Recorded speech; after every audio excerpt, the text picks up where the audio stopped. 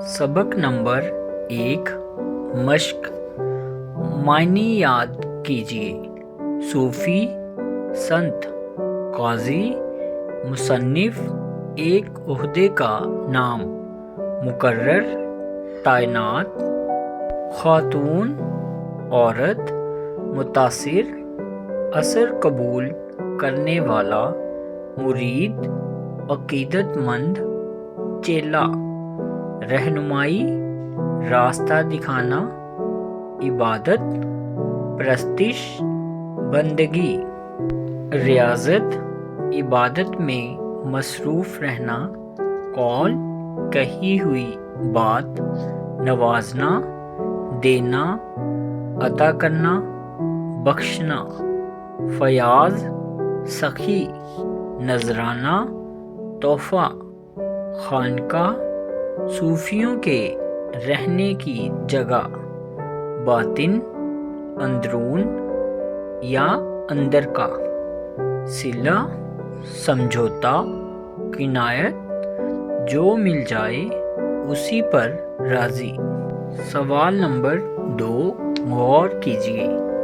सबक में बाबा फरीद गंज शकर रहमतुल्लाह, ख्वाजा बख्तियार काकी रहमतुल्लाह और ख्वाजा मोइनुद्दीन चिश्ती जैसे बुजुर्गाने दीन के नामों के साथ रहमतुल्लाह की छोटी सी इलामत का इस्तेमाल किया गया है, जो रहमतुल्लाह अलैह का मुखफ़िफ़ है। इसके मायने हैं उन पर अल्लाह की रहमत। सवाल नंबर 3 सोचिए और बताइए। नंबर 1 बाबा फरीद के दादा हिंदुस्तान कहाँ से आए थे? जवाब, बाबा फरीद के दादा काबुल से हिंदुस्तान आए थे। नंबर 2 बाबा फरीद की वालिदा में क्या खूबियाँ थीं? बाबा फरीद की वालिदा एक सूफ़ी खातून थी और वो खुदा परस्त थी। नंबर 3 बाबा फरीद ने कहाँ कहाँ तालीम हासिल की? बाबा फरीद ने मुल्तान और कंधार में आला तालीम हासिल की। नंबर 4 इबादत और रियाजत के क्या फ़ायदे हैं?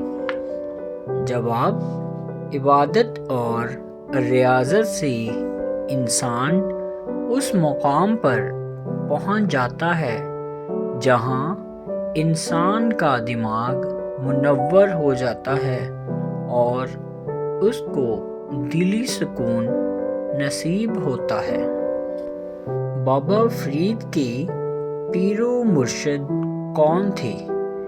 बाबा फरीद के पीरो मुर्शिद हज़रत कुतुबुद्दीन बख्तियार काकी थे। नंबर 4 नीचे दिए हुए अल्फाज से जुमले बनाएं। इबादत, शोहरत, हिदायत, किनायत, तरबियत। नंबर 5 इस सबक में एक जगह ज़रूरतमंद का लफ्ज़ इस्तेमाल किया गया है। इस मिसाल की रोशनी में आप भी मन लगाकर 5 मुरक्कब अल्फाज बनाएं। सेहत, अक़ल, दानिश, फ़ायदा, होश। जवाब, सेहत मंद, अक़ल मंद, दानिश मंद, फ़ायदा मंद, होश मंद। नंबर 6 अमली काम। बाबा फरीद की 5 तालीमात बयान कीजिए।